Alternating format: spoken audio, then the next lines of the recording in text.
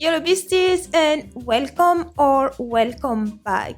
TikTok is full of idiots and today we're focusing on a mini compilation of one of them. Keep in mind that everything I say here is my opinion and opinions are not fact.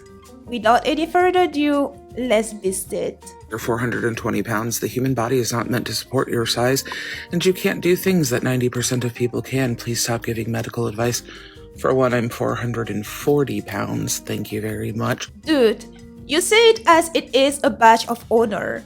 It's not, and you should be ashamed to weigh that much. For two, my doctor is completely happy with my weight is fine. Lies, and he knows it. You see, I'm not an expert in voice and tones analysis or whatever it is called, but this is the tone people who know they're downright lying and scared take to reassure themselves that all is well. At that weight, you probably have flat feet and therefore knee valgus, which is an inward collapsing of your knees. Those knees are possibly painful too because of inflammation due to your high weight. You might also have swollen ankles and possibly they're hurting as well. This edema will be caused by your poor diet and even underlying conditions, but sure, you're totally fine. Completely happy with the fact that I cured my diabetes while getting fatter. Another lie. It is important to know which diabetes is talked about because type 1 and type 2 diabetes are different from one another. Type 1 diabetes is genetic and will generally show up early in life. This is also the type where your body doesn't produce insulin. Type 2 diabetes, on the other hand, develops because of poor lifestyle habits. Due to a lack of exercising, being overweight or obese, over time your pancreas produces less insulin, and not just that, but also your own body becomes resistant to that insulin. Neither type of diabetes is curable. However, lifestyles change, including weight loss, help manage type 2 diabetes better. Again, I hit 200 pounds before I got to high school. Again, this is not something to be proud of. You already had a very poor relationship with food, and that continued afterward. I have always been fat. Not always. No one is born obese, and this includes you. You became that way because of the circumstances that you were in while growing up, and you are still obese today because you chose to be. Trust me, my body can handle my size. Your body has been screaming for help, and it will continue until you either decide to do something about it and help it, or it starts to shut down. Just because you seem fine doesn't mean that you are, and your body is definitely not fine. Fourth of all, the reason I can't do things that other people can do is because for the 1 billionth time, I have incurable, genetic, chronic illnesses. Which one? Also, didn't he say he cured his diabetes? The guy is dumb enough to lie in one breath and debunk his own lie in the same breath. Even if we suppose he has never been diagnosed with type 2 diabetes yet, but type 1, as stated earlier, this is still an incurable genetic disease. But will make his "I cure my diabetes" statement false. Unless the genetic disease is something like Bodybuilder syndrome or BBS, which is extremely rare as it affects 1 in 250,000 individuals around the world. He's lying. The things that I have cannot be cured. Literally at all. His demeanor is giving him away too. That is why there are things that I cannot do that other people can do. No, you can't do what other people can do because you're just too fat to be able to do those things. Because I am a disabled person. You're not disabled. You're too fat to the point where your joints barely support you and you had to apply for a disability permit to usurp the advantages that come with that permit while continuing to indulge in your poor lifestyle. But being disabled has nothing to do with my weight, because you see, I've been this size nearly my entire life and haven't always been disabled. An admission to what I just said. The dude is not disabled because he let himself get so big that his mobility is reduced, something that he could have prevented and can still do something about to reverse somewhat. And I'll do you one better. My girlfriend is like nearly 100 pounds heavier than me and has zero health issues. If the girlfriend is 100 pounds heavier than him, that would mean she's 540 pounds. These are dead people walking. You both need help. This person said, yeah, I had a bodybuilder coworker die from a heart attack pretty recently. He was trying to get into shape for some competition. Yeah, I mean, they starve themselves. That's one of the dumbest yet popular sentences in the fat acceptance movement. Bodybuilders have a regimen that doesn't include starving ourselves at all because we need food to get bigger. The quality of the food matters as well. Muscles don't grow out of thin air or by just drinking protein shakes like the clueless think. We eat lots of carbs and protein as well as healthy fats. And at no point we starve ourselves. What happens is that the closer to competitions for those who compete, the more the nutrition needs to be adapted. The way this happens is not in not eating but reducing the carb intake. Calories intake still matters and you still need a good amount because since carbs are the main fuel, as you take them away temporarily, you need to compensate for them so that you can still train and maintain a figure that will guarantee you a win. It is true that for the stage, we have to get as dry as possible for better aesthetics for the sport, but that's just for the stage and it's not sustainable afterwards. So maybe educate yourself on the matter before you open your mouth. As for the person who passed away, as they said, context is needed. Just prepping for a show alone has a low chance of killing you. They keep themselves at a calorie deficit a lot of the time. Not entirely true. If you're in what's called the loading phase, then you have to be in a calorie surplus in order to gain mass. Once you get in the cutting phase, then you have to be in a calorie deficit in order to lose the fat that you gained in the loading phase and more. Eat more than you need, gain fat. Eat less than you need, lose fat. And when you keep yourself at a calorie deficit, your body doesn't eat fat, it eats muscle. What a big moron!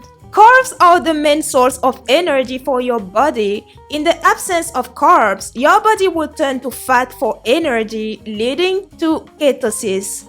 Your body will eat fat way before it starts eating your muscles if you keep his vocabulary. And when your body doesn't have a lot of fat anyway to start with, it really goes at the muscle. Your heart is a muscle. In short, beasties, this dude's reasoning is that if you get in a calorie deficit, your body will start eating your heart. Most bodybuilding, the way that it is done, is incredibly unhealthy. Again, context. Bodybuilding is a dangerous sport because of the extremes that the body is pushed to. That's for sure. It can be done in an unhealthy way depending on which side of it you stand. But overall, it is not healthy to maintain the competition body for extended periods of time because of the low amount of fat, for instance. This is why no bodybuilders have their stage bodies off seasons. And if you're talking about the pictures you see on Instagram and all, those are batch content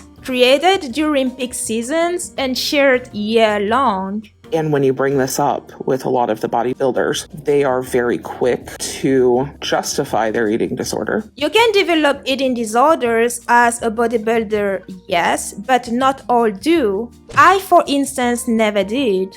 And to say that because they are doing it for a sport, which bodybuilding is not a sport, please. According to Oxford Dictionary, a sport is an activity involving physical exertion and skill, especially one regulated by set rules or customs in which an individual or team competes against another or others. Lacking skills, fortitude, will, and discipline to perform that activity doesn't mean it's not a sport. This commenter says, wouldn't they want to explore the effects of obesity on the body just as much as everything else? This is kind of a bit of a secret.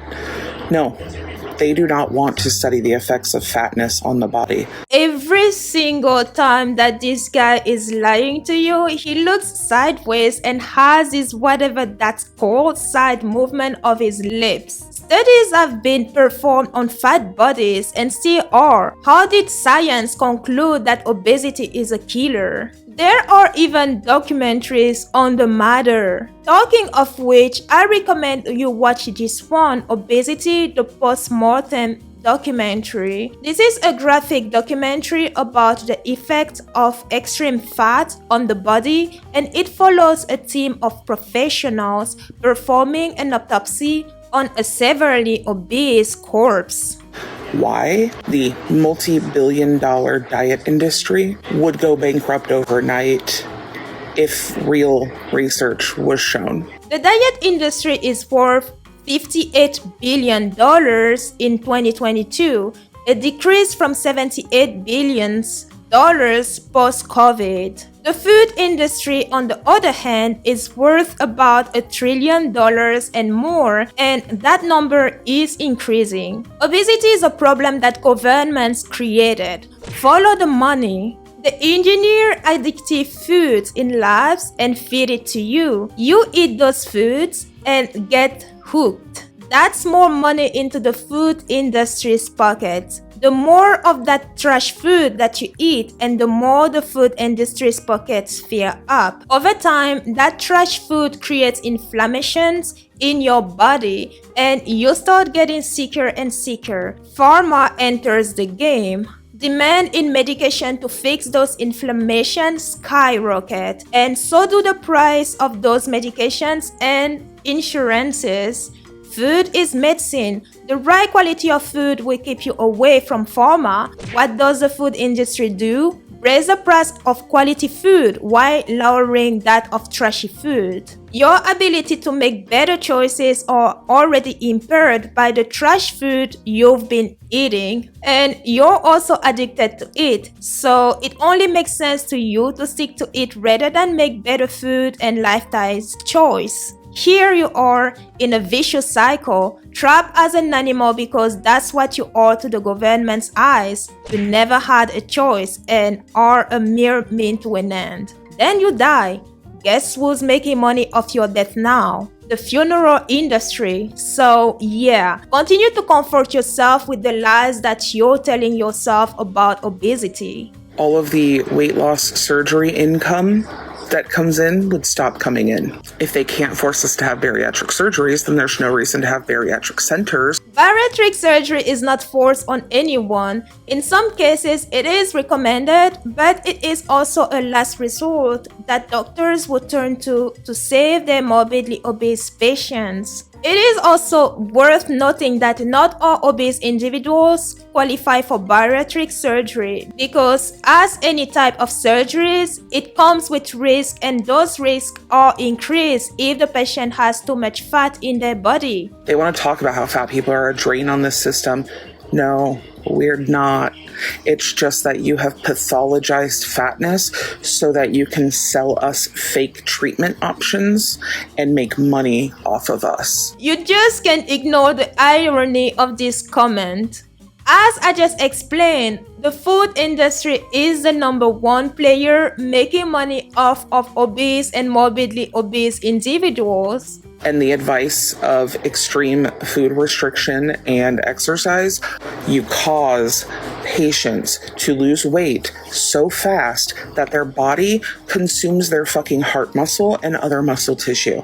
Losing weight too fast is a sign of something else being wrong with your health. No sane doctor is going to participate in rapid weight loss of their patients unless the patients are extremely overweight to the point where serious and even life-threatening issues are occurring with the patients. Because this is an exception and many risks are involved, the patients will also be in close medical supervision through this process. If you lose 100 pounds in a year, that's anorexia, but they won't call you anorexic if you're still over a certain weight. Here's the thing, losing 100 pounds in a year is not anorexia. Yes, you can be anorexic and be overweight, which will be atypical anorexia, but here's the kicker. To be diagnosed with atypical anorexia, you still need to demonstrate all characteristics of anorexia, which are a significant amount of weight loss in a short period of time, intense fear of gaining weight or persistent behavior that interfere with weight gain, disturbance by your own body's shape and weight, as well have not engaging in binge eating or birding